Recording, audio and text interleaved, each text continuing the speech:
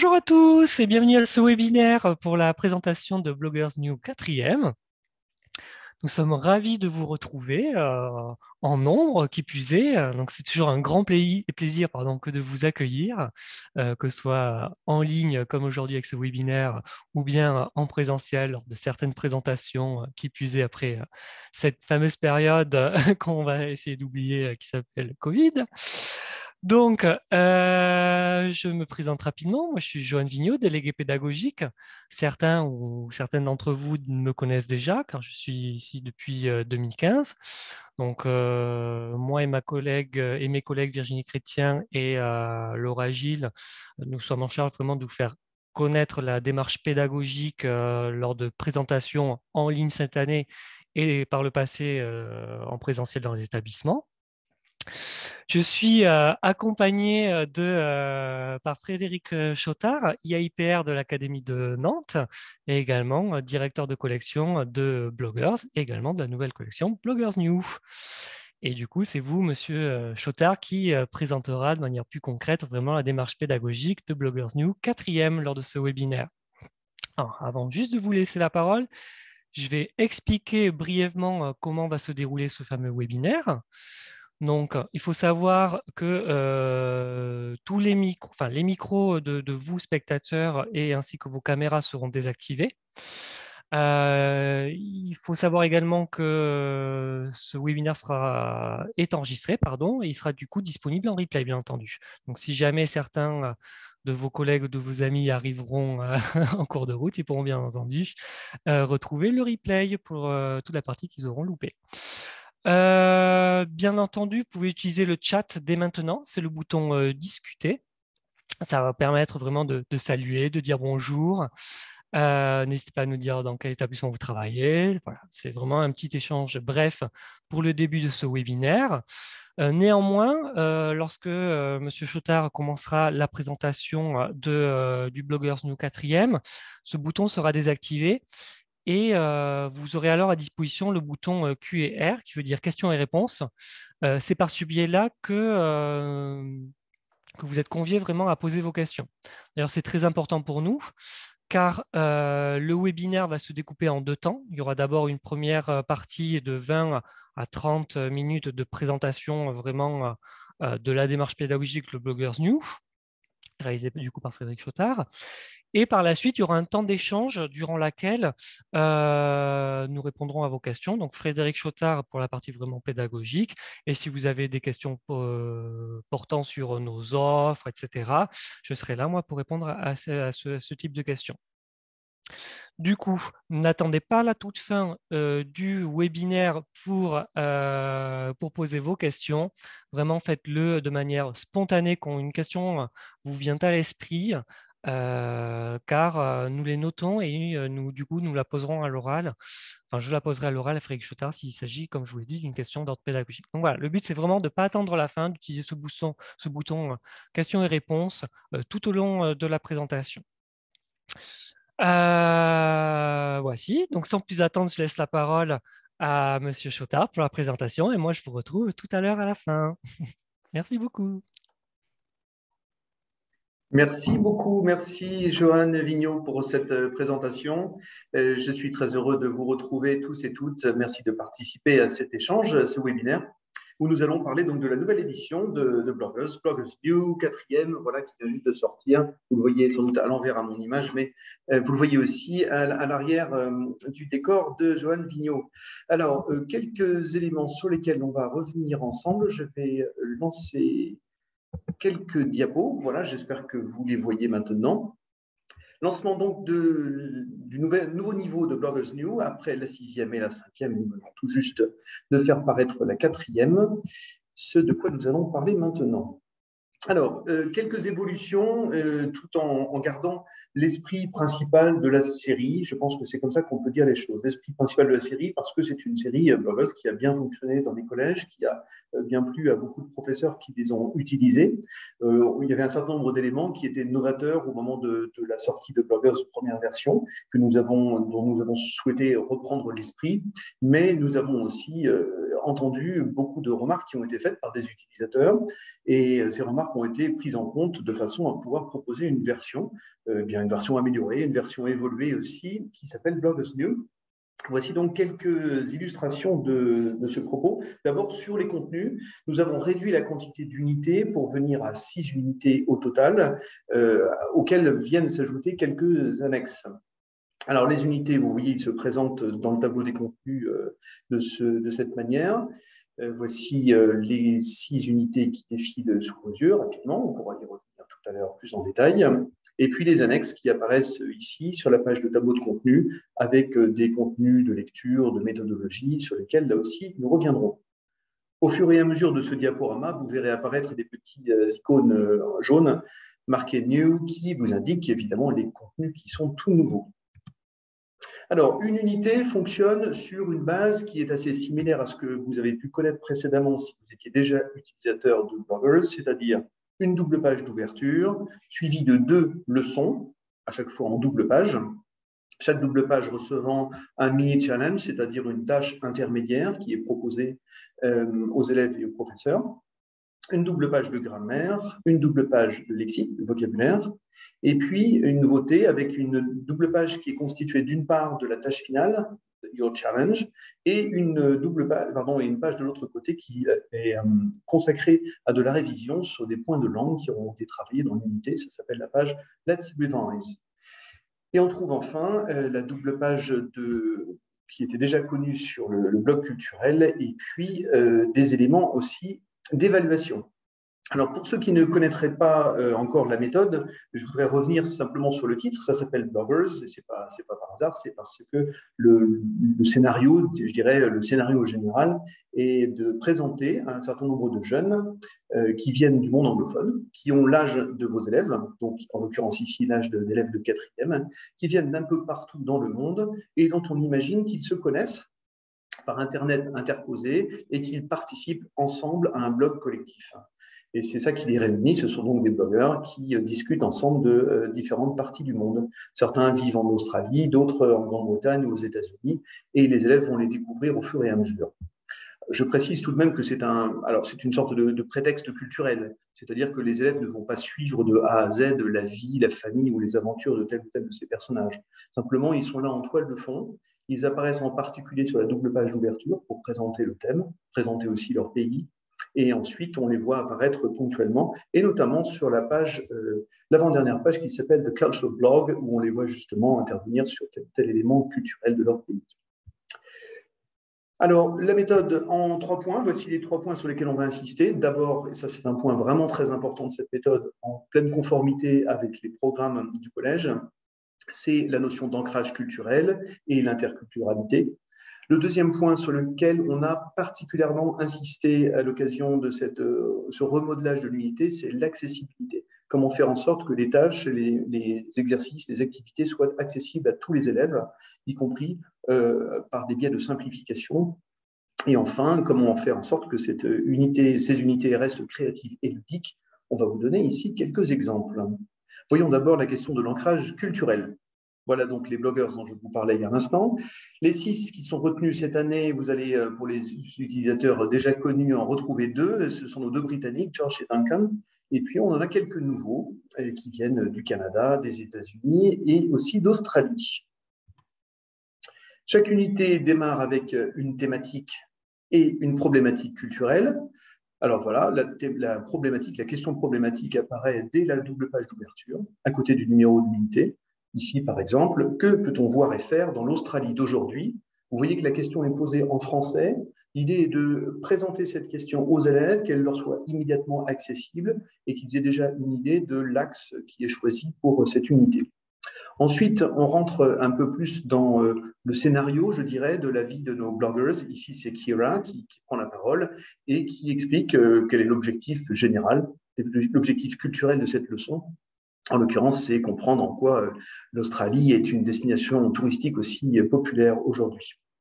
Puis, il y a une déclinaison alors on voit la position bien sûr du pays sur la planète, et on a une déclinaison en différents sous-objectifs qui sont présentés là aussi en français pour que les choses soient aussi claires que possible. Le défi final, la tâche finale qui est proposée dès la page d'ouverture, de façon à ce que le fil rouge soit absolument clair. Et puis quelques activités qui sont des activités de lancement qui apparaissent ici sur le côté avec une vidéo et quelques activités proposées pour se lancer. Voilà, ça c'est le principe général sur chacune des unités. On va retrouver des éléments culturels en fin de manuel avec un dossier de lecture. Chacune des pages de ce dossier de lecture, vous voyez qu'il y en a 6. Pardon, je vais un peu trop vite. Voilà, 6 pages sur ce dossier de lecture. Chacune donne des éléments de littérature, compris au sens le plus large. On a aussi bien des éléments de romans, de bandes dessinées, etc. Et qui sont donc rattachés, ces activités de lecture sont rattachées au thème culturel de chacune de nos unités. Concernant l'accessibilité de la méthode, je l'ai dit tout à l'heure et je vais le redire, c'est un point qui est particulièrement important parce que ça nous a vraiment guidés dans la reformulation, la réécriture de Bloggers New. J'insiste sur le fait que c'est une réécriture. Pour les utilisateurs déjà expérimentés de Bloggers, vous verrez qu'il y a vraiment beaucoup de nouveautés et notamment un travail sur l'accessibilité qui a été rendu plus fort. D'abord, en début de manuel, plusieurs pages d'activation, on peut dire de retour, de remise en route, avec notamment une boîte à outils qui est proposée pour avoir à disposition des notions qui vont servir absolument toute l'année, des choses par exemple sur l'expression du goût, ou bien encore can, can't, voilà, des choses qui vont revenir très souvent, l'expression du souhait, des éléments qui permettent aux élèves de revenir tranquillement après les congés d'été et de se remettre en tête des choses qui ont dû être travaillées vraisemblablement pendant le début du cycle 4 et dont ils auront certainement besoin pour l'entrée en 4e. De la même manière, on va avoir une entrée en douceur, non pas seulement sur le manuel, mais sur chacune des unités, avec ces activités dont j'ai commencé à parler rapidement, en bas à droite de chaque double page d'ouverture. On a une vidéo ou un audio qui sont proposés, et quelquefois un texte. Ici, c'est une vidéo. Et puis, des activités de lancement qui permettent d'entrer en douceur dans l'activité, en douceur dans l'unité, et qui renvoient aussi vers le workbook.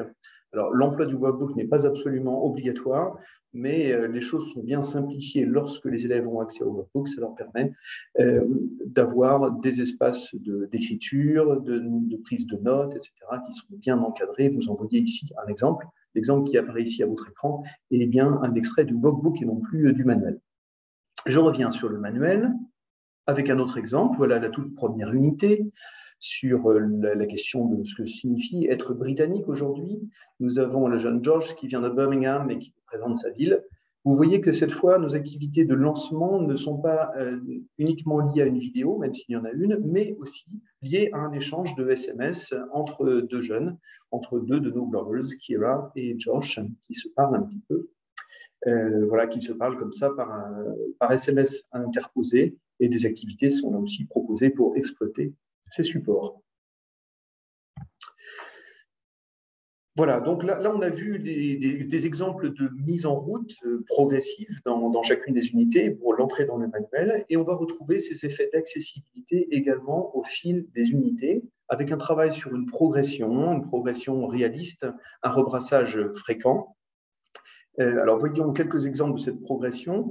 Sur l'unité 2, là, celle qui porte sur l'Australie, celle que vous avez sous les yeux, on a une première activité qui permet simplement, à partir d'une carte illustrée que vous avez ici sous les yeux, de commencer par dire ce que l'on voit, ce que l'on peut faire. On est sur l'expression orale et qui va être guidée grâce à des boîtes de vocabulaire. Vous en voyez un exemple ici en jaune, des boîtes de lexique qui sont présentes et qui permettent aux élèves de se débrouiller autant que possible en autonomie pour dire ce qu'ils voient. Une fois qu'on a commencé à activer ce lexique, deuxième étape, on va pouvoir commencer à interagir entre élèves autour d'activités, par exemple, que l'on peut faire lorsqu'on prend des vacances en Australie. Pour les aider, eh bien, d'autres boîtes sont à disposition. L'une qui concerne la grammaire. Vous voyez l'exemple du present perfect ici. Si on veut interroger les gens sur ce qu'ils ont déjà fait comme expérience touristique, le present perfect sera très utile.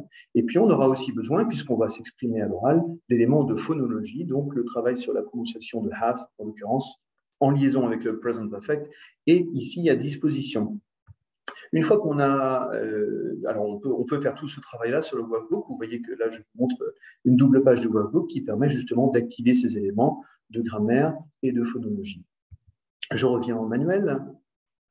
Après ce travail d'interaction sur l'expression de l'expérience, on continue à faire des propositions d'ordre touristique. Would you like to do this? Would you like to do that? Donc là, on va retrouver la structure en would you like, également avec de l'interrogation et de l'interaction. Et puis, on arrive à la quatrième et dernière activité, qui est une activité d'écoute cette fois. On va continuer à accumuler des idées, des notions, du lexique, mais on va aussi travailler sur des éléments un petit peu plus précis qui vont très bien avec le present perfect, c'est l'usage de already ou not yet. Vous voyez qu'il y a cet effet de progressivité dans les apprentissages et qui sont mesurés au fur et à mesure avec à chaque fois des petites boîtes d'aide, de lexique, de grammaire, de phonologie, etc., qui viennent accompagner le parcours des élèves. Et puis, ce parcours se termine logiquement avec ce qu'on appelle ici le mini challenge, c'est-à-dire une tâche intermédiaire. Il en est proposé une à chaque leçon, une tâche intermédiaire qui va reprendre tout ce qu'on vient de travailler. En l'occurrence, ici, on devrait être capable d'interagir avec son voisin pour voir quelles activités il aimerait bien faire dans un voyage en Australie. Je vous présente ici une autre page. On est toujours sur l'unité sur l'Australie. On est passé à la deuxième leçon. Dans cette deuxième leçon, autre exemple de progressivité, on a un travail de compréhension orale, mais qui est découpé assez simplement, mais en deux morceaux. D'abord, un travail un travail de visionnage de la vidéo sans le son, puis un travail de visionnage de la vidéo avec le son, de façon à ce qu'on puisse travailler successivement sur les notions, sur le lexique, puis sur la compréhension orale à proprement parler. Et une fois qu'on a fait ce travail de compréhension, d'accumulation d'idées et de lexique, on peut commencer à travailler sur de l'expression, cette fois en exploitant les adjectifs et particulièrement les adjectifs superlatifs pour parler des animaux australiens. Voilà, c'est quelques exemples donc pour illustrer l'effet de progressivité, d'entrée progressive dans les activités, de façon aussi à vous permettre, à vous, professeurs, de savoir à quel moment vous arrêtez. Si vous avez l'impression qu'au fil de l'unité, des choses ne passent pas très très bien, voilà, les choses ne vont pas trop vite, trop tôt. Deuxième élément très important et qui était particulièrement apprécié déjà dans Bloggers ancienne version, si j'ose le terme, ce sont les effets de pédagogie différenciée. Le grand esprit de cette pédagogie différenciée, c'est de partir du principe que nous ne pouvons pas proposer 25 activités différentes dans une classe, ce serait pas très raisonnable et vous ne pourriez pas faire ça jour après jour, mais c'est quand même important de pouvoir proposer au moins 2 chemins différents selon les degrés de compétence des élèves, tout en traitant d'un seul et même sujet et tout en vous laissant la possibilité de mettre en commun ce que les élèves ont trouvé en fin d'activité. Et ça, c'est un défi qui n'est pas toujours si facile que ça à relever. Donc, ce que nous proposons, et ça, c'est en lien direct avec le workbook, lorsque vous voyez apparaître un petit logo rouge « Pédagogie différenciée », eh bien, dans le manuel, il y a une seule et même question, qui va être, ou du moins une seule et même consigne, qui va être donc l'activité pour tout le monde. Simplement, cette consigne va être traitée de 2 façons différentes dans le workbook, avec une première activité que vous voyez ici apparaître sur la droite de votre écran qui va concerner le groupe A. Alors, parfois, pour le groupe A, ce sera plus facile, parfois, ce sera plus difficile. Ici, en l'occurrence, c'est un petit peu plus difficile parce qu'il faut pouvoir repérer à partir d'une écoute si la phrase est juste ou fausse et éventuellement corriger si c'est faux.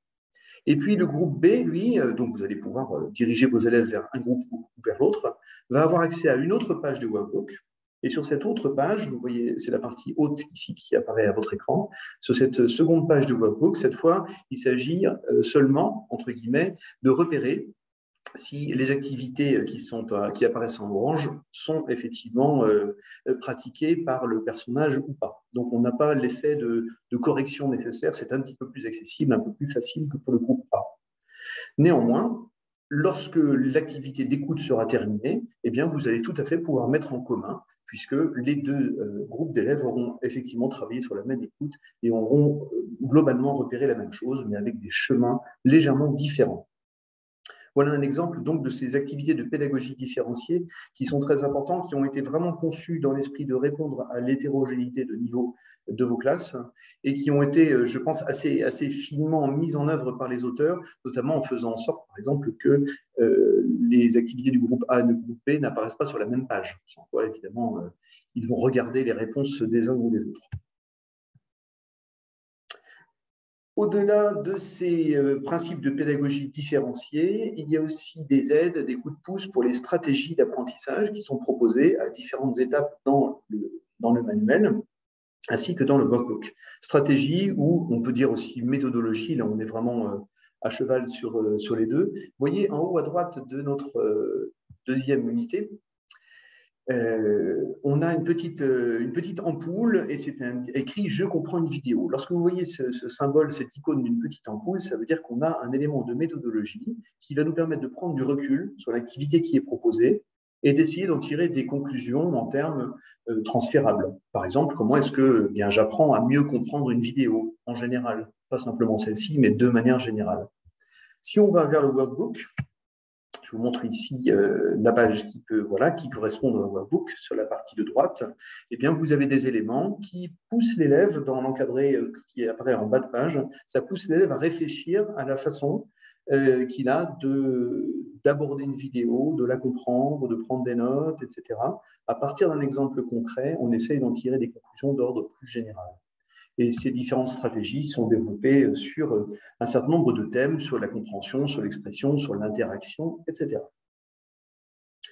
D'autres points pour rendre les contenus aussi abordables que possible, c'est la grammaire. Ça, c'est un point qui parfois est assez complexe et qui peut justement déborder beaucoup d'élèves. Nous avons fait un gros effort pour rendre la grammaire aussi claire et visuelle que possible, avec, comme vous le voyez, beaucoup d'illustrations, des explications qui sont écrites en français accessibles pour des élèves de 4e, j'insiste sur ce point-là, des effets de pratique raisonnée de la langue pour les pousser à ne pas simplement lire des règles de grammaire, mais vraiment à se les approprier par des pratiques raisonnées. Et puis aussi des approches contrastives, comme vous en voyez un exemple ici à l'écran, pour ne pas oublier que c'est intéressant aussi de se baser sur ses connaissances de sa propre langue, le français, pour la comparer avec la langue anglaise. En bas de chaque unité a sa partie de grammaire qui correspond évidemment au contenu de l'unité. Et puis, à chaque explication grammaticale est associé un ensemble d'exercices et d'activités que l'on peut faire tout de suite en direct et bien entendu en contexte culturel par rapport à l'unité en cours. Des renvois permettent d'aller vers le précis grammatical et vers la liste de verbes irréguliers qui apparaissent en fin de manuel. Vous en voyez ici deux exemples. Donc, le précis grammatical qui reprend partiellement ce qui est écrit à la fin de chaque unité, mais qui va plus loin, qui détaille davantage les choses. Et puis, liste de verbes irréguliers, bien sûr, ça va être très utile pour la classe de 4e, mais notez que nous avons repris un élément très apprécié de l'ancienne version de Bubble, c'est-à-dire non seulement la liste de verbes irréguliers, mais aussi des versions illustrées qui permettent non seulement de rendre les choses évidemment sans doute plus sympathiques, mais surtout d'améliorer l'appréhension, la prise en charge et la mémorisation de ces verbes qui, cette fois, sont associés non seulement à des illustrations, mais aussi à des éléments contextuels. On retrouve cet effort d'illustration sur les cartes mentales qui apparaissent dans chacune des unités et qui reprennent les mots-clés de l'unité pour en faciliter la mémorisation. Le but n'est pas seulement de fournir une carte mentale qui sera comme ça diffusée aux élèves et qui vont regarder passivement. Le but, au contraire, est plutôt de les pousser à s'en inspirer pour créer les leurs. Soit les leurs pour adapter ça à leur façon, ou bien, pourquoi pas, en utilisant les fiches téléchargeables gratuitement que vous trouverez sur le site compagnon de Maison des Langues, eh bien, vous pourrez accéder à des cartes vierges, comme vous en avez un exemple ici, qui peuvent être vidéo projetées au tableau, qui peuvent être distribuées en version papier ou en version numérique aux élèves, de façon à ce que les élèves eux-mêmes puissent reprendre le travail de complétion de la carte mentale. Ces cartes sont très appréciées des élèves et des professeurs, et elles ont été toutes retravaillées en contact direct et en liaison directe avec le contenu, bien sûr, de chacune des unités. Des activités sont proposées dans le workbook pour aller plus loin dans le lexique, pour le pratiquer. Encore une fois, pas seulement le regarder passivement, mais pour le pratiquer activement. Voici un extrait du workbook qui montre différentes activités, exercices de types divers pour pouvoir continuer à travailler le lexique. Et puis voici cette page de révision qui apparaît. Alors ça, c'est quelque chose vraiment qu'on nous avait beaucoup demandé, qui est nouveau dans Bloggers New et qui montre l'importance pour les élèves de ne pas se contenter de faire l'activité à un instant T, puis de passer à autre chose, mais vraiment de prendre le temps à la fin de chaque unité de bien voir, faire le bilan de ce que l'on a appris en termes linguistiques et particulièrement en termes grammaticaux. Donc, en l'occurrence, à la fin de l'unité 2, on aura travaillé sur le present perfect et 3 exercices sont proposés pour de la révision. On aura travaillé sur shouldn't, un exercice est proposé aussi, idem pour les superlatifs et idem pour des contenus lexicaux sur les activités touristiques ou sur les animaux.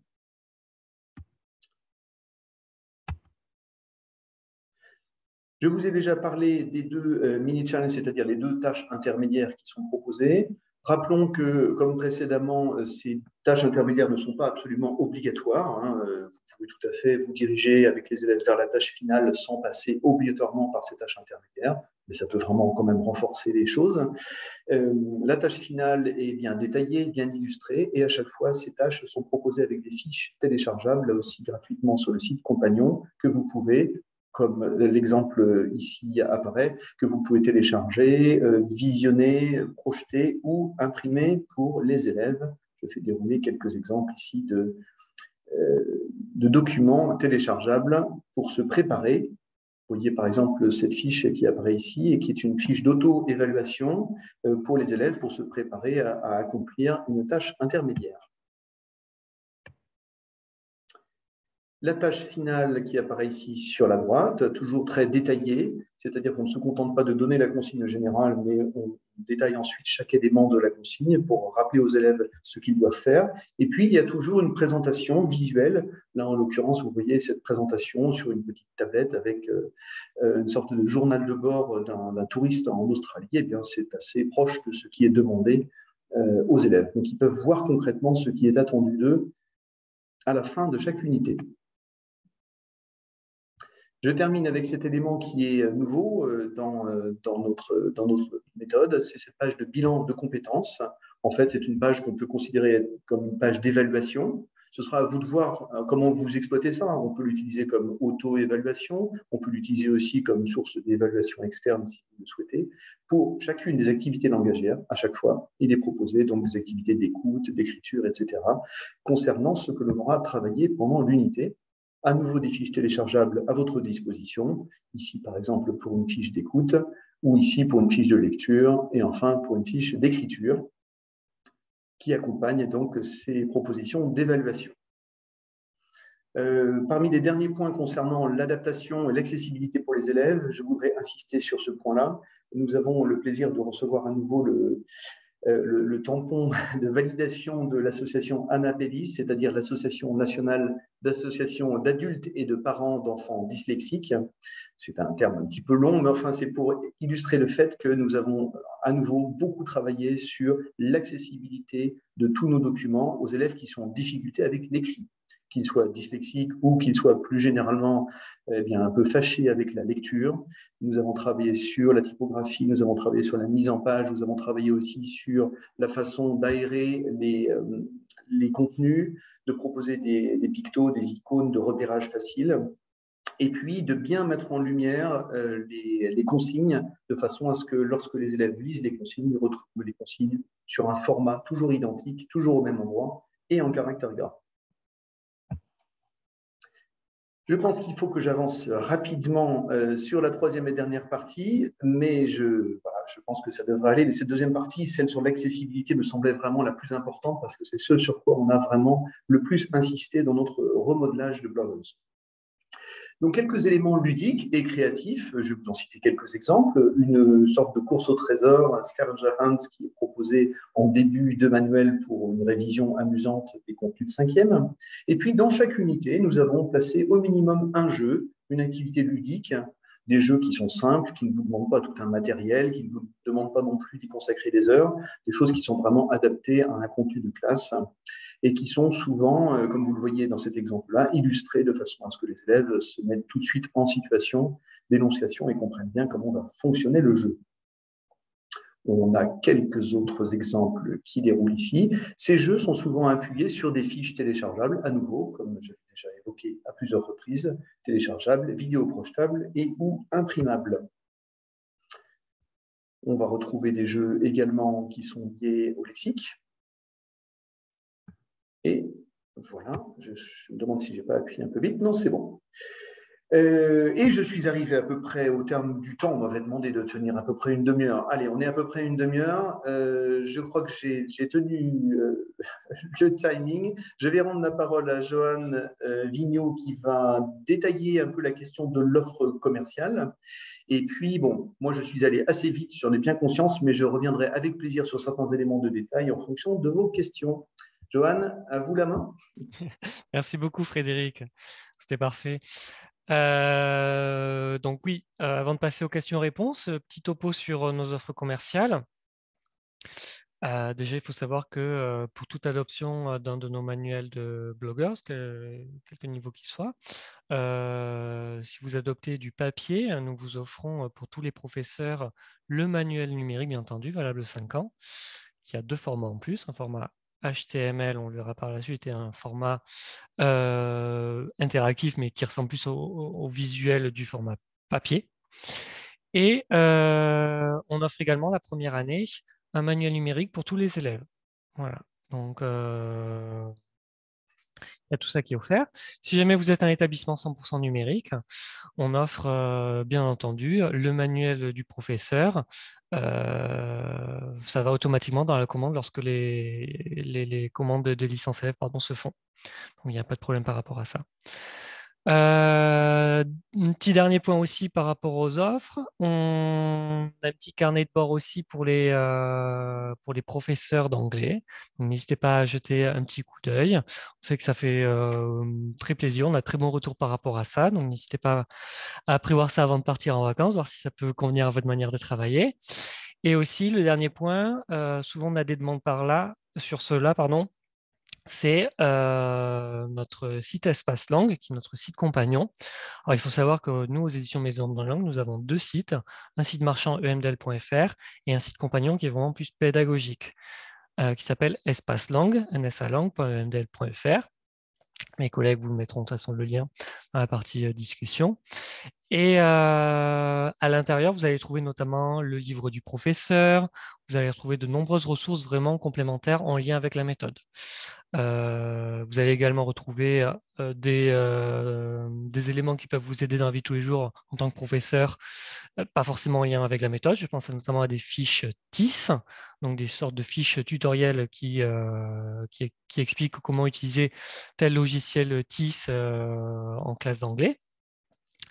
Et voilà. Et donc, n'hésitez pas à vous créer un compte pour visiter de suite espacelangue.emdel.fr. Vous n'avez pas besoin d'être prescripteur de la méthode pour déjà vous créer un compte et voir tout ce qu'il y a dedans. Donc, on vous invite à cela, bien entendu. Autre point également, c'est la demande de spécimens. J'ai vu qu'au tout début, il y en avait certains qui avaient dit qu'ils n'avaient pas reçu leur spécimen ou qu'ils avaient fait la demande un peu tardivement, qu'ils ne l'ont pas encore reçu. Donc, pour tous ceux qui n'ont pas encore reçu le Bloggers 4e, vous pouvez bien entendu déjà en faire la demande sur notre site marchand, emdel.fr. Voilà, vous cliquez sur Offre enseignant et voilà, le lien vous est donné dans la partie discussion.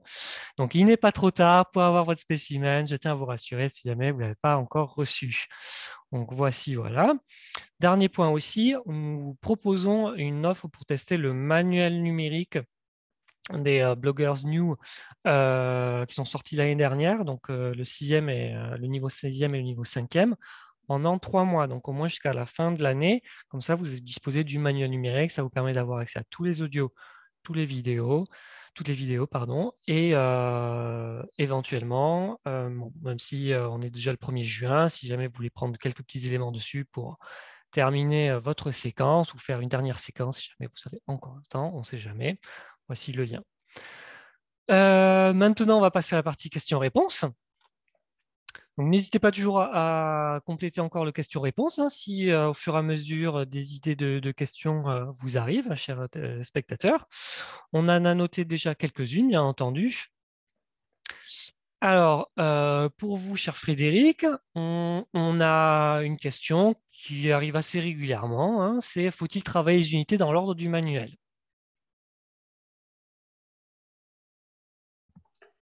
Voilà, j'arrive. Oui.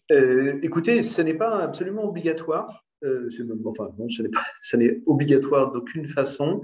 Néanmoins, nous avons tout de même pensé une certaine progressivité dans ces unités en termes linguistiques, ou plus exactement en termes grammaticaux.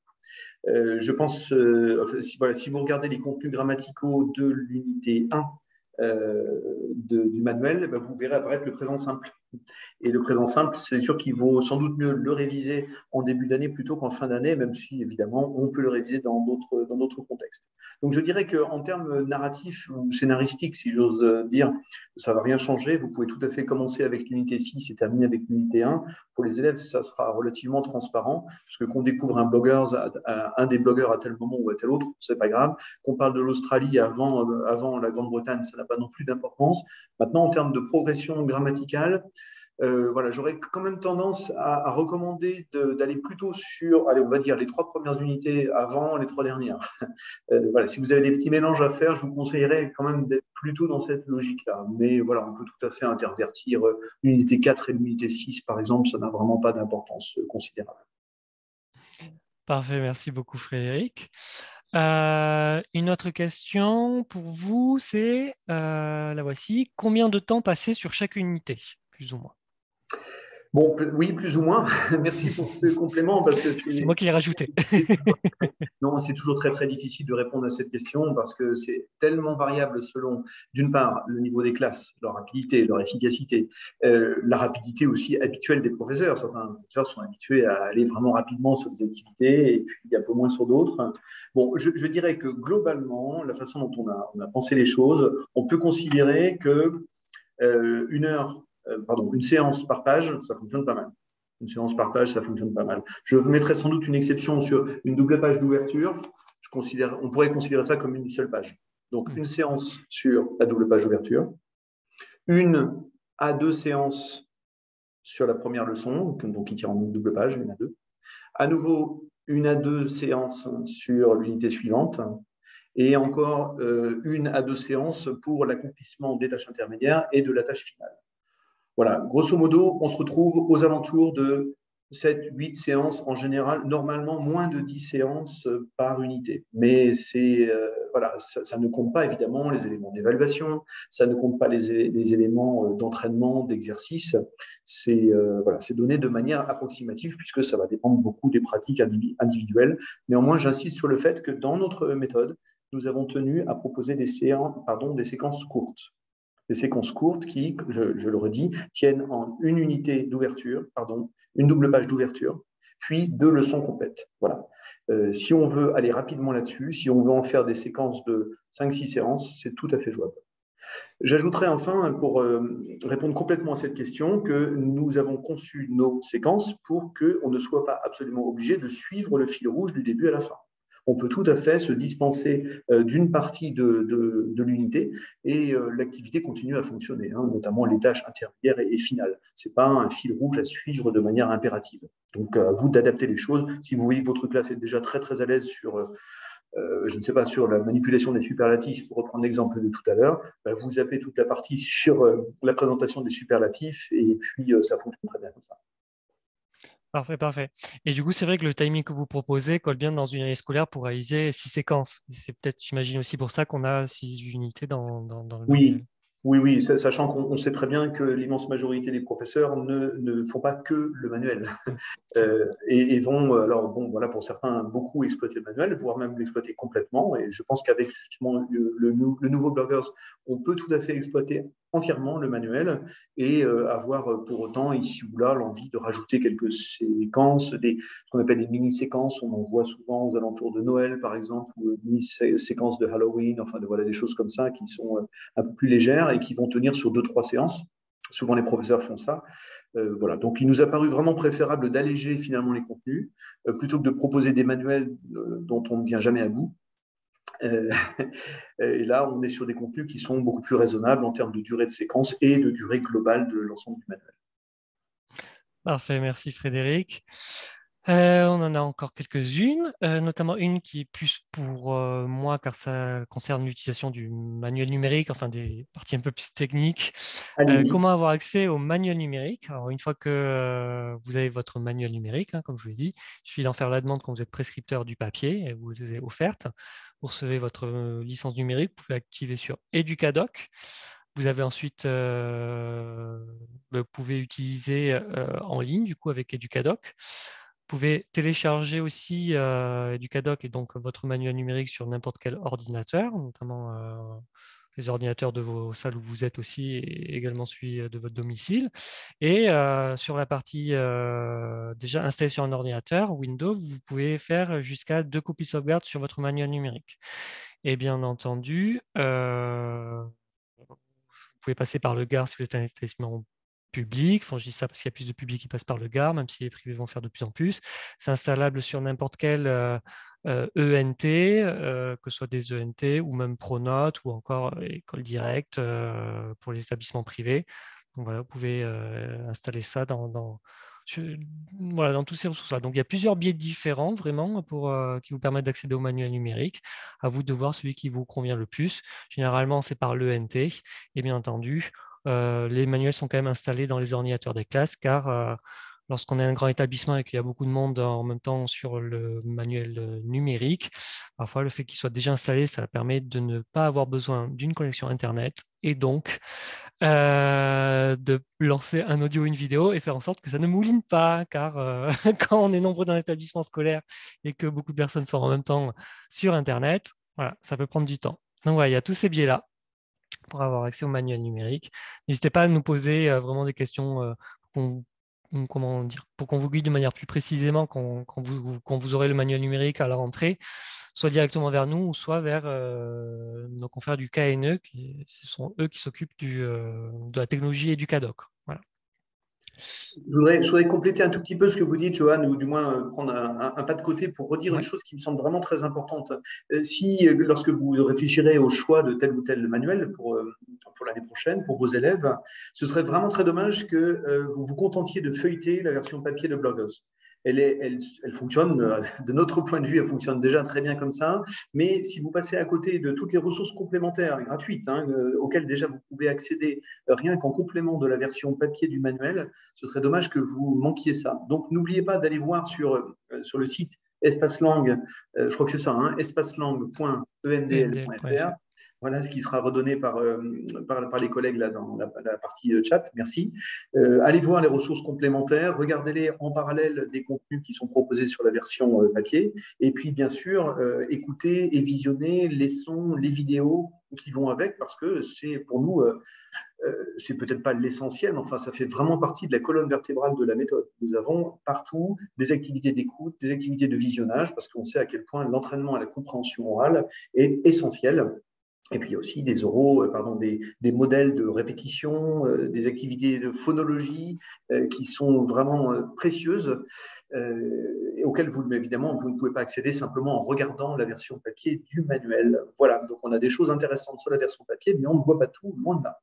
Et c'est pour ça que notamment les Bloggers New 6e et 5e, on vous offre la possibilité de bénéficier du manuel numérique pendant 3 mois. Comme ça vous permet vraiment d'avoir accès à tous les audios, toutes les vidéos avant de faire votre choix, ce qui est vraiment très important pour nous. Et vous aurez d'ici peu aussi comment dire, une unité modèle du manuel numérique aussi qui vous permettra d'avoir accès à tous les audios, vidéos, des blogueurs 4e, de l'unité modèle du moins. Si jamais en cette fin d'année, vous avez des ressources que vous aimeriez utiliser, tester, voilà, n'hésitez pas à vous mettre en contact avec nous. On sait que c'est toujours bien de pouvoir avoir accès à un audio ou une vidéo et tester en amont avant de faire votre choix. C'est très important pour nous, donc n'hésitez pas à prendre contact avec nous.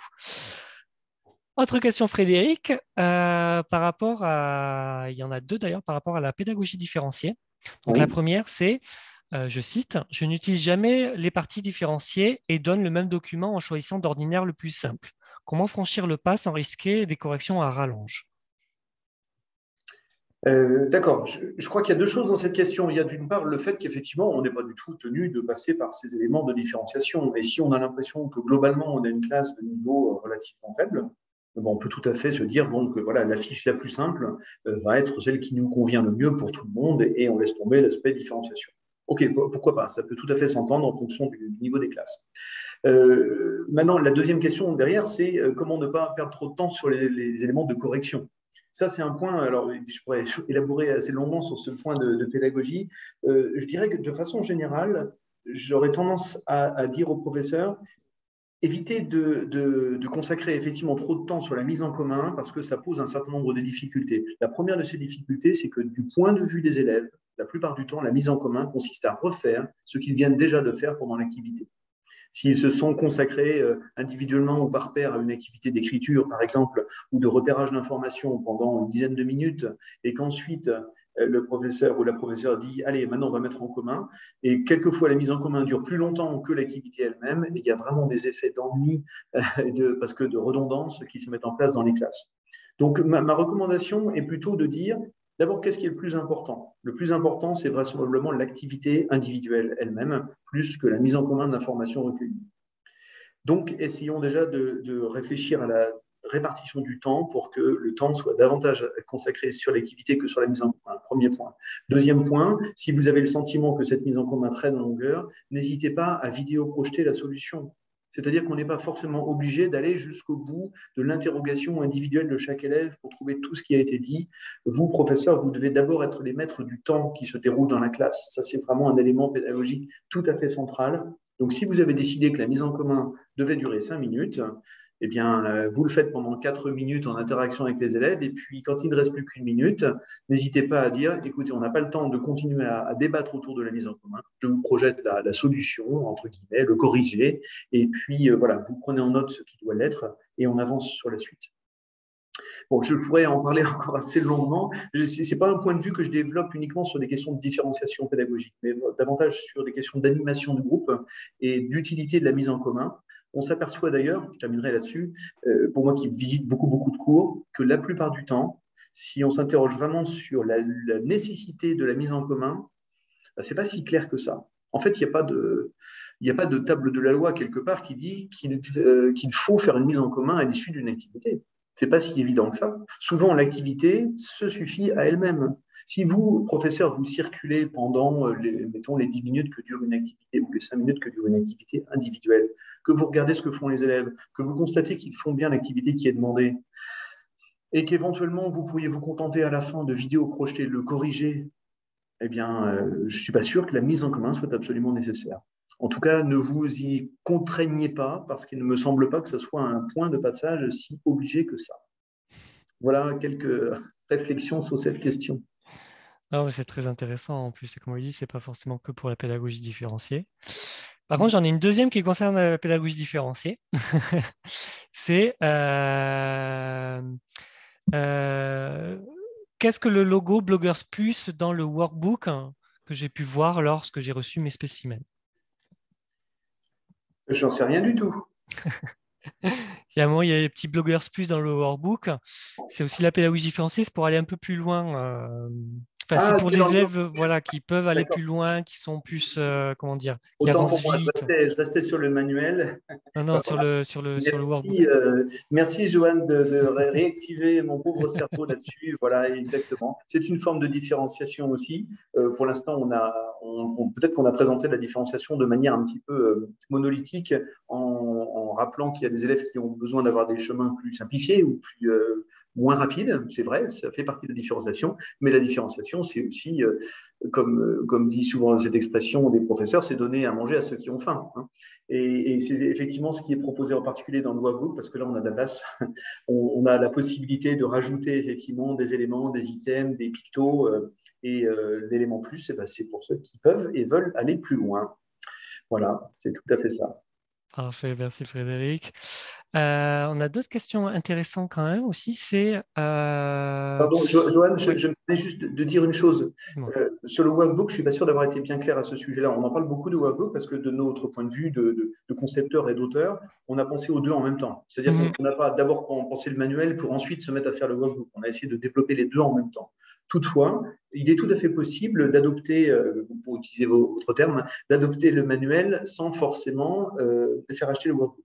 C'est tout à fait possible. Ces cahiers d'activité, c'est quelque chose qui, si c'est possible, si ça vous semble possible, si ça vous semble opportun, eh bien, nous, ça nous semble aussi très opportun parce que pour des questions pratiques aussi, de prise de notes, d'exploitation de toutes les possibilités de notre méthode, c'est une possibilité que nous pouvons recommander, mais ce n'est pas une obligation. En tout cas, nous avons conçu les choses pour que Bloggers New puisse intégralement fonctionner sans le cahier d'activité. Il y aura certainement des contenus supplémentaires auxquels vous n'aurez pas accès, mais voilà, c'est tout de même fonctionnel. Hein. C'est un point sur lequel je voulais insister. Mais je vous rends la parole. Parfait, merci Frédéric. Alors, j'ai une autre question qui vient d'arriver, c'est que doit-on sélectionner pour les prises de notes dans le cahier afin de synthétiser, entre parenthèses, lexique, langue et aspect culturel? Je ne suis pas sûr de bien comprendre la question, je suis désolé. Oui, Que doit-on sélectionner dans les prises de notes, dans le cahier, dans les cahiers pour afin de synthétiser, synthétiser? lexique, langue. C'est une question qui me paraît vraiment Ah, très, celui très par rapport à la vaste. trace écrite, en fait, souvent de fin de cours. La trace On peut écrite, favoriser, en fait, quoi. nous, on n'a pas prédéterminé la trace écrite dans le manuel. Sans doute qu'une partie de la réponse à votre question se trouvera dans le livre pédagogique, pardon, dans un teacher's book. Je suis en train de chercher le mot Livre du français. professeur. Merci. Oui, c'est pourtant pas mal compliqué. Le livre du professeur qui donne un guidage pédagogique. Ce livre du professeur a été rédigé par les auteurs de chacune des unités et il propose en fait une adaptation, une compréhension fine de ce qui se joue dans l'unité. Parce que là, finalement, on voit le résultat de la pensée des auteurs, mais on ne voit pas forcément tout ce qui peut se jouer dessous. Comment est-ce qu'on va introduire tel ou tel sujet, comment est-ce qu'on va introduire tel thème grammatical, tel thème lexical, quelle trace écrite peut-on imaginer conserver de telle activité ou de tel cours. Eh bien, c'est justement dans le livre du professeur que vous allez pouvoir trouver des pistes vraiment très intéressantes.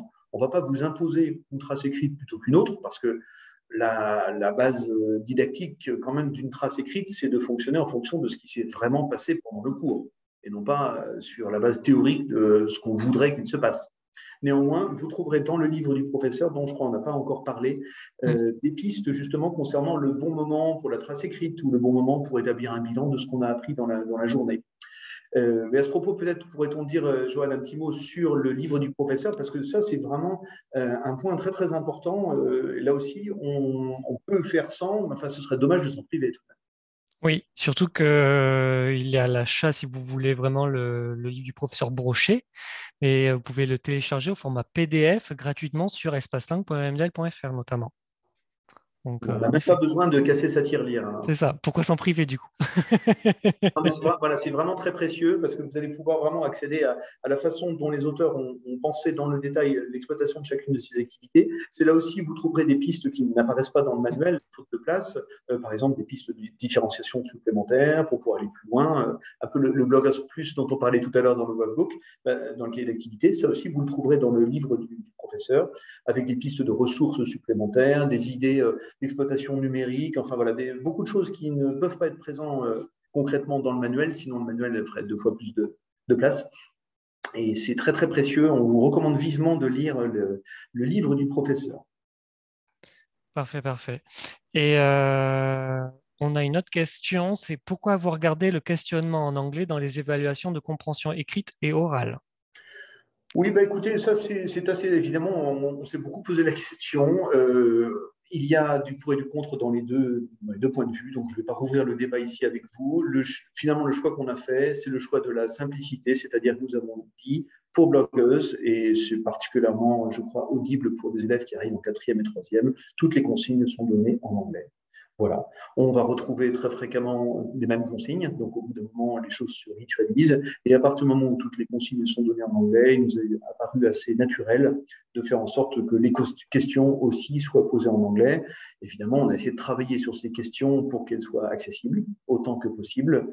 Mais voilà, il nous a semblé préférable de garder en fait ce schéma de fonctionnement pour habituer les élèves à se débrouiller avec cette éventuelle difficulté.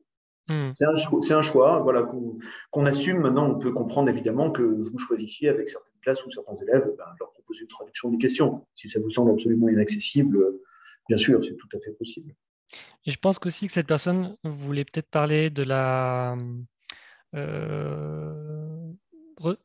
comment dire, lorsqu'on fait une compréhension écrite et orale aux élèves, c'est vrai que maintenant on leur demande de le faire en langue française, tandis qu'à une certaine époque on demandait de faire la restitution en langue anglaise.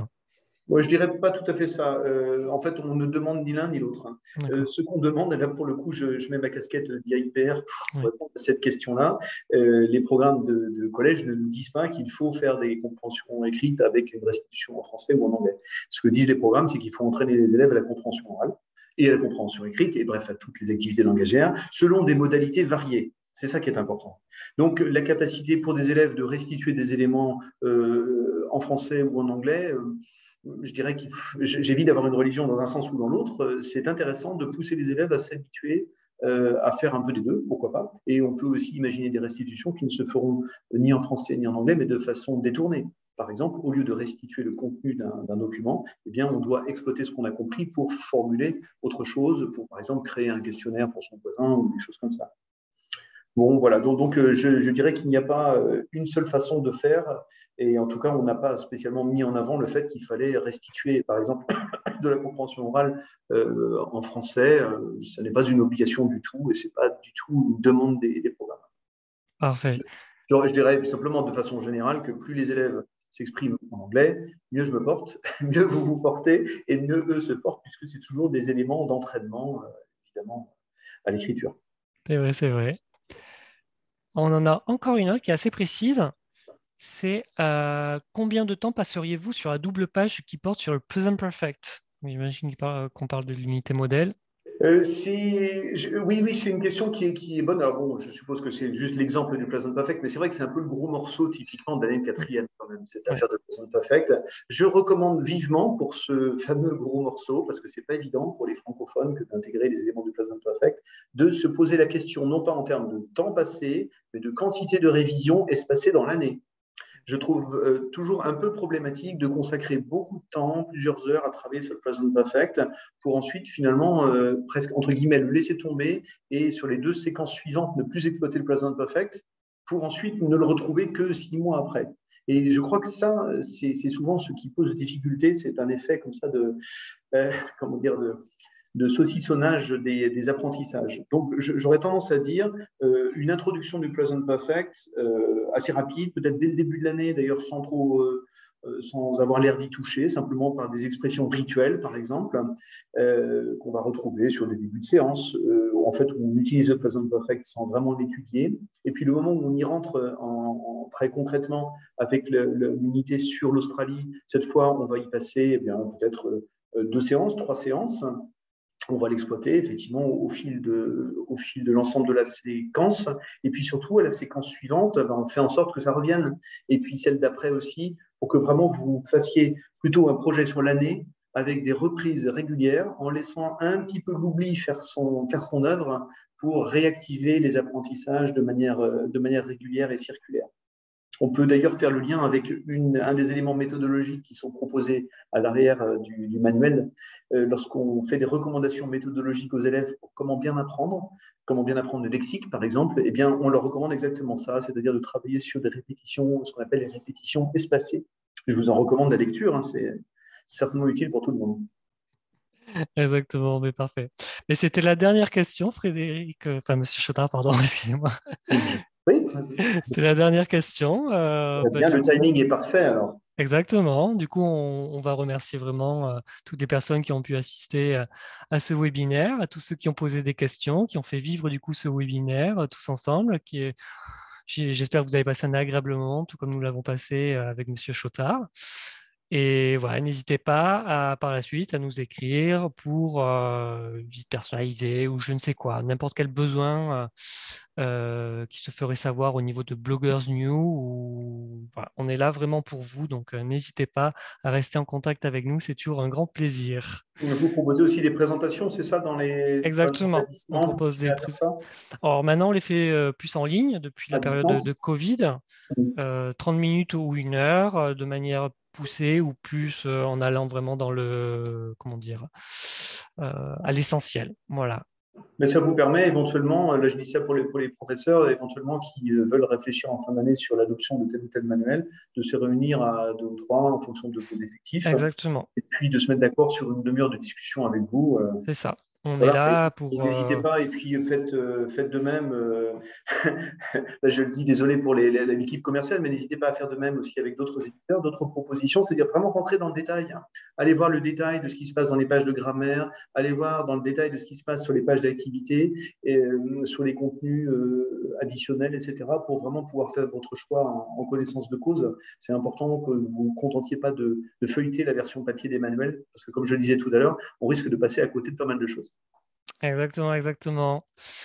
Bon, sur ce, on va mettre fin à ce webinaire. Encore merci, hein, Monsieur Chaudard, pardon, d'avoir été avec nous, d'avoir fait cette présentation. Merci à tous les participants et toutes les participantes. Merci à Joanne Vigneault et puis à toute l'équipe de Maison des Langues et bien sûr à tous les auteurs parce que là, moi, je suis la partie émergée de l'iceberg.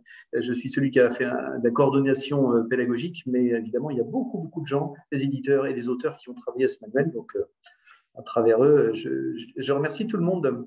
Je vous souhaite une très, très bonne fin d'année scolaire et puis peut-être une bonne année l'année prochaine avec Bloggers ou sans Bloggers. Une très bonne continuation à tout le monde. Au revoir. Merci beaucoup. Au revoir tout le monde.